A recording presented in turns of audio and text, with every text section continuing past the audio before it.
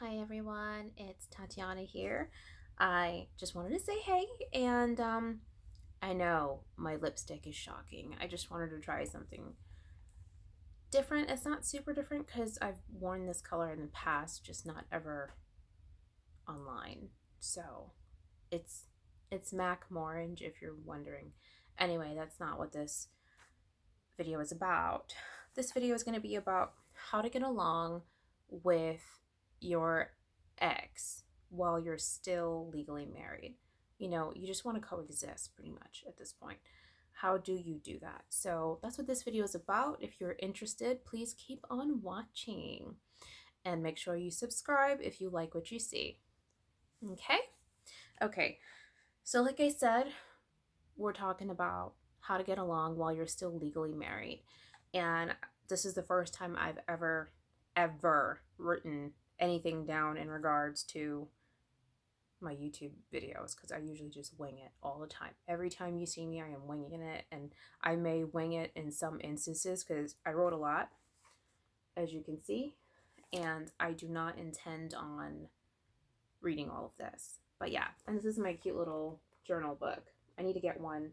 If I'm going to continue doing this, I need to get one that's specifically just for YouTube. So anyway, here's one thing that I did write. Try not to take things personally. So sometimes, not just in our relationships with our husband or wife, we just relationships in general with friends, family, coworkers, whatever, we can tend to take certain things personal. In this situation, because you're trying to get along with each other, or at least you're trying on your end because you don't want any um, extra unnecessary drama, you just want to try not to take things too personally. Just, you know, because it's just going to start an argument anyway. Or, you know, if you start expressing something, just take everything lightly. That's what I'm going to say. And like I spoke about this before, forgiving yourself, try to forgive yourself and to also forgive your spouse. And I know you may feel like you've done things that were so wrong in your marriage. You have to forgive yourself. And you might feel like, well, your spouse has done something so horrible to you, no matter what it is. I mean, literally, no matter what it is, you have to forgive them because you're just holding on to harboring things in your heart that's just not good. It's not good for your heart, it's not good for your body, your soul. Literally, anger is just not good for you. And even if you were with someone who cheated on you, I would say forgive that man or that woman, whoever. So if your wife cheated on you, forgive the man that she cheated with. Or if your husband cheated on you, forgive the woman whom he's cheated with. You know, just forgive the other person as well. That doesn't mean you have to like write them a letter on Facebook, or you have to make a phone call to them or anything like that, or you have to find them on Instagram. Just even in your mind, or even writing in a journal, you know, whatever you need to do, just do that and then just release it. Kind of like this little butterfly. Just let it on go, let it fly by. Um, then I have here, be accepting of the fact that you may never get closure. You may never get that closure that you're looking for, or that you like, or that you think that your husband or your wife or your boyfriend or your girlfriend needs to give to you or should give to you. You may not never get that. So if you're just going to sit there and be like, well, he should or she should say this to me, they should explain, they may never do that. And I'm speaking on from my experience, my short-term experience. It's still an experience. I've been married for 5 years, and I've been separated for a few months now. And if you just try in the beginning, you are going to want closure. And you know, you may always want closure, but don't sit there and wait for that closure, because I'm just being honest with you, it may never happen. You may never get that closure that you're looking for. Ever. Like ever in this lifetime whatsoever. You might get it, you know, months down the line, a year, years down the line, or you may never get it. You know, you both may move on to other relationships, or you might grow old at some point in life and you still may never get it, or God forbid one of you passes away. Don't sit around waiting on that opportunity for someone to give you closure, and not just in a relationship, just in general, period, in life. Just don't do it. You're wasting your time. Um, just accept things for what it is and be okay. Like be okay with yourself, really. Um,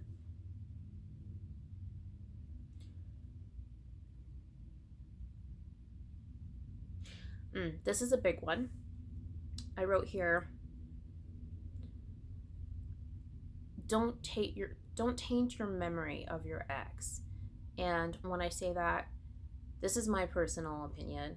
You know, everyone may not agree with me, but don't taint your memory of your ex. Because I say that because there is a reason that my light just died on me. Do I continue or do I try to make it work here? Hold on. Let's see. I have it like, that's what it is. I have it plugged in.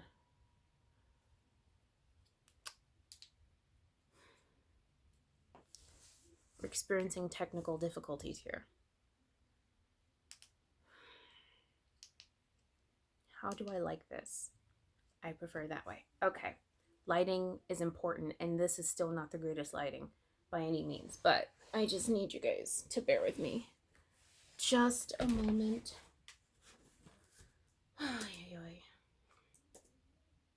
All right. I got to keep my eye on this because I have it like plugged into a computer. Anyway, what was I saying? Yeah, don't taint your memory of your ex. And I say that because there was a moment in time that you did love this person, you fell in love with them for whatever reason. And that reason is a genuine reason. And that speaks to whoever they were at that time and whoever they presented themselves to be at that time to you. So, and even with that being said, it's like looking at things with a grateful heart in that way, because if you've been with someone who's loved you this whole time, maybe up until now, yeah, they may be horrible to you now, but at some point, if you've been married for 10 years or in a relationship for 10 years, maybe 8 or 9 of those years, they've been a wonderful person to you. Remember that. Remember if this person has taken care of you times where you were sick and you could not take care of yourself, like whether you had the flu or you couldn't walk or whatever. This person has been someone in your life that did love you and did care for you, and you did love them and care for them. And if they've given you wonderful things such as children, some people have kids, that is also something to be grateful for, and you just don't want to taint your image, at least in my opinion. They might have helped you open a business, anything like that. They've added some kind of a value to your life at some point. So don't just think of them as this horrible person, even if that's what they're showing you right now. And then this is my next point, which is, I guess, they both tied in together. Being grateful, just all of that is a part of being grateful. And that's all really good for you at the end of the day. We're talking about healing you, This one's very important to me. Don't go bashing your spouse around town, online, to whoever will listen, especially to like family and friends. If you have mutual friends, that's just really important, because you don't want to taint that person's image of your spouse. If this is someone that they also know and love, you're tainting their image of your spouse just because you're upset with them in that moment. You don't want to do that. You want to take the high road. Take the highest road possible. And even if it's family, and I know we all need someone to vent to, and it's totally fine if you have someone to vent to, but I wouldn't do it with family, and I would not do it with mutual friends. If you have like a girlfriend that is not necessarily your husband's girlfriend, or a guy friend that's not necessarily your wife's guy friend, that's more of a smarter bet.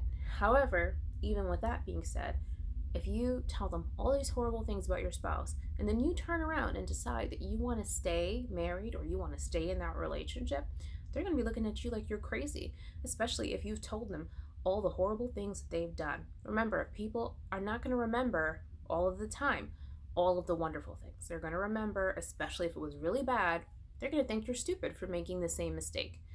So be very careful with that, because sometimes we do things as humans that are irreversible, irrevocable. We can't take them back. Once it's out there, it's out there. It's just like the internet. Once you put something online, it is out there, okay? And even if we delete it, somebody else probably seen it, already done told 10 people, 10 more people, already took a screenshot, sent it in a text message, whatever, you get what I'm saying. So keep that in mind. And you don't want to taint someone's image of another person. If they've seen things on their own, fine. They've seen, witnessed things on their own, but you don't need to go around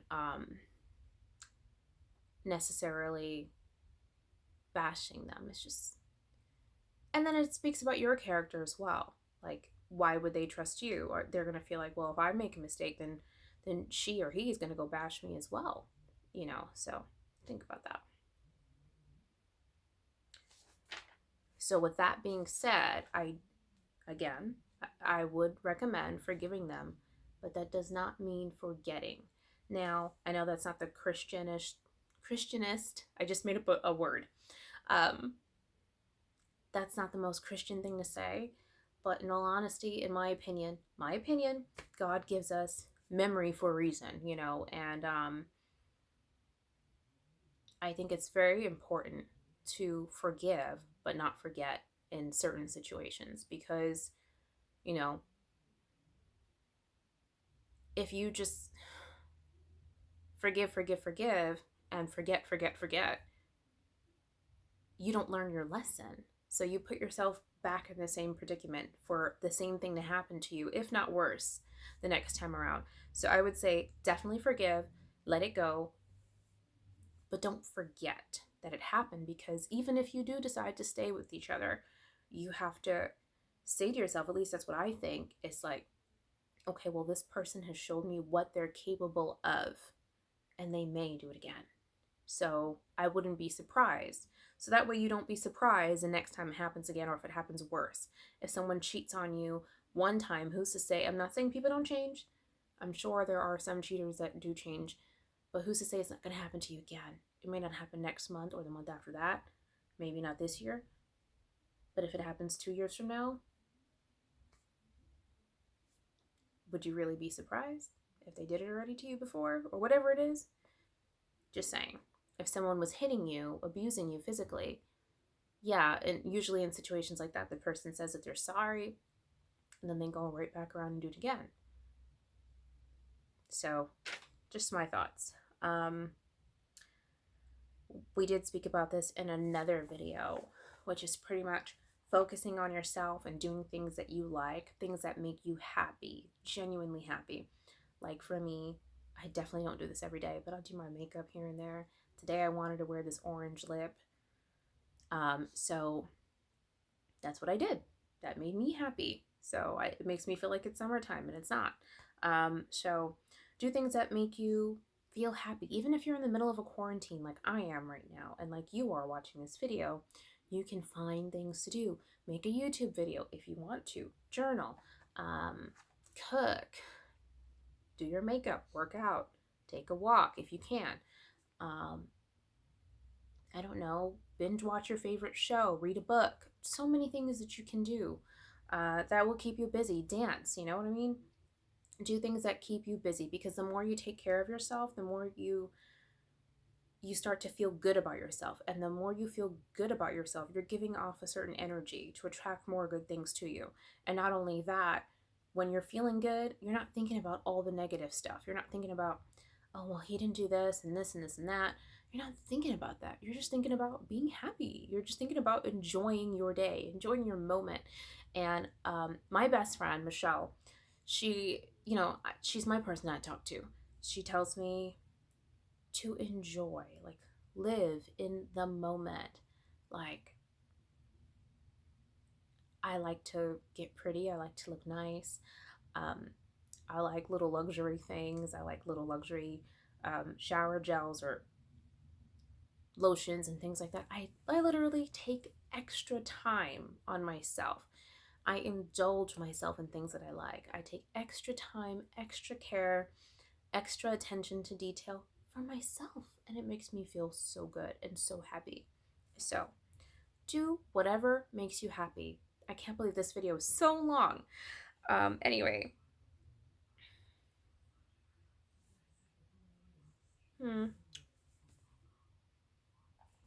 And my last tip is, remember, in everything, you don't owe anyone an explanation as to why your marriage did not work out or why your relationship did not work out. If you choose to divulge that to people, that's on you, but you don't have to. So don't ever let anyone make you feel pressured to do so. So I just wanted to say that. Um, yeah. And that's pretty much what I wrote in here. And it did take me a little while to, this is a much longer video than I wanted it to be, but I do want to thank you guys so much for watching. And I really hope this video helped you as much as it has helped me, because these are things that I generally thought about before I went to bed the other night.